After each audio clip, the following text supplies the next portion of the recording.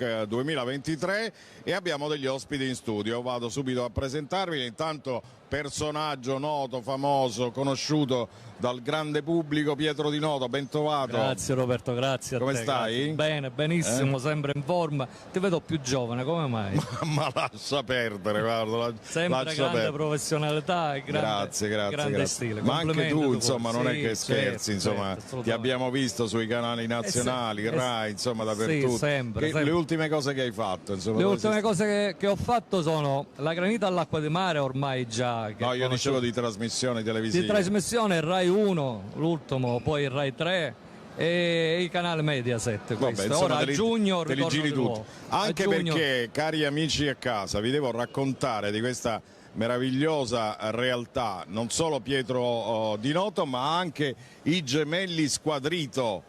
Ben trovata ad Alessandro e Vincenzo, ben trovati. Buongiorno a tutti, grazie. Siete una meraviglia già a guardarvi così, però loro pensate che sono i campioni del mondo perché hanno ottenuto l'Oscar come miglior granita del mondo.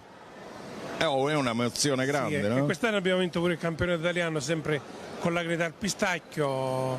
Quindi siete anche campioni italiani di granita. Siamo di origini messinesi, cerchiamo di portare avanti la cultura della granita con il maestro Pietro Di Noto.